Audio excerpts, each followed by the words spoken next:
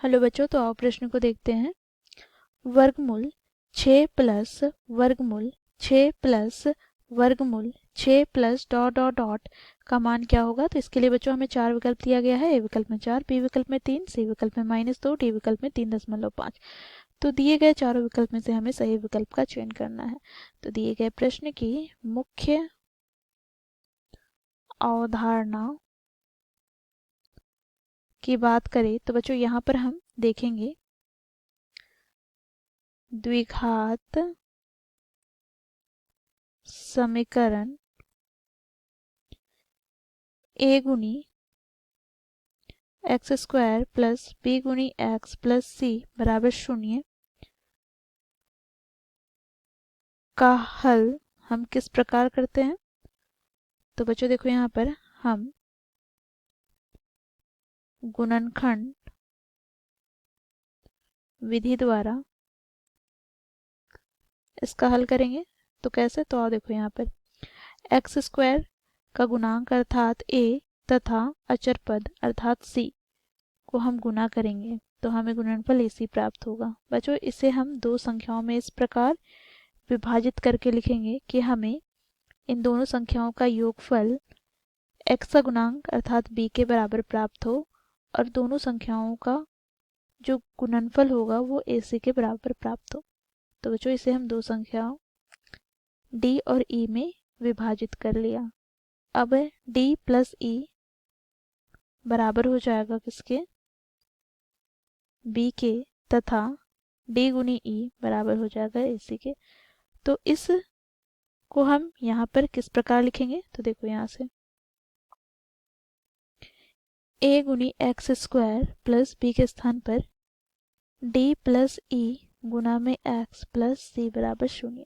ठीक है, तो इस मुख्य अवधारणा की सहायता से बच्चों हम दिए गए प्रश्न को हल करेंगे। बच्चों देखो प्रश्न में दिया गया व्यंजक को हम y मान लेते हैं। तो यहाँ पर हम लिखेंगे माना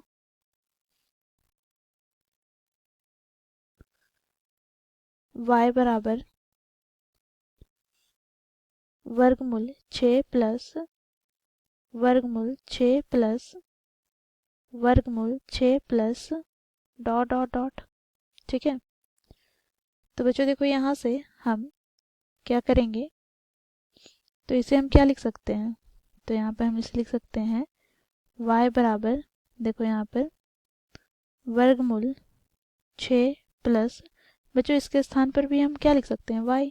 ठीक है, क्योंकि बच्चों देखो ये यहाँ पर अनंत पदों तक जा रहा है तो यहाँ से हम यदि एक हटा दें तो कोई फर्क नहीं पड़ता है। तो यहाँ से हम इसके स्थान पर y लगा देते हैं। अब बच्चों देखो दोनों और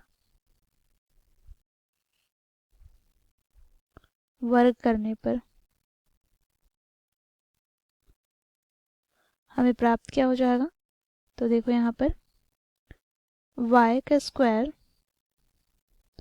बराबर 6 प्लस y, कहाँ वर्गमूल का वर्ग करे तो वर्ग से वर्गमूल कट जाएगा तो हमें 6 प्लस y प्राप्त होगा। अब बच्चों इसे हम इस प्रकार भी लिख सकते हैं y square minus y minus 6 बराबर 0। तो यहाँ पर हम देखेंगे तो बच्चों यह एक द्विघात समीकरण है जो कि y चर में है। ठीक है, अब बच्चों इसका हम हल करेंगे तो कैसे, तो गुणनखंड विधि द्वारा।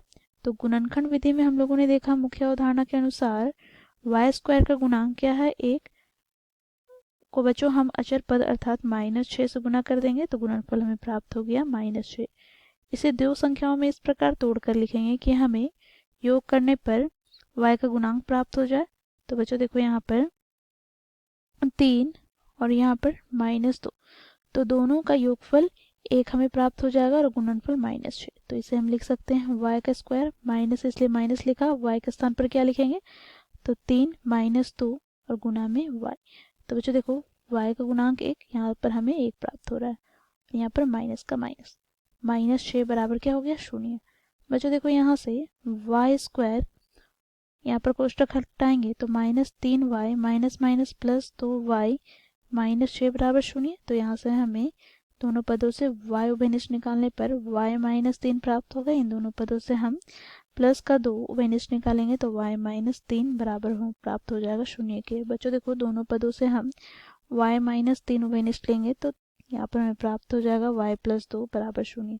तो इस प्रकार बच्चों हमें y बराबर प्राप्त क्या हो जाएगा, तो प्लस का 3 और यहाँ पर y का मान हमें प्राप्त क्या हो जाएगा, तो माइनस का 2। अब बच्चों देखो यहाँ पर y बराबर हम देखें तो बच्चों देखो ये जो मान है वो हमें प्लस का मान प्राप्त होगा, क्योंकि बच्चों देखो ये धनात्मक है तो यहाँ से हम y का मान -2 नहीं लेंगे, ठीक है।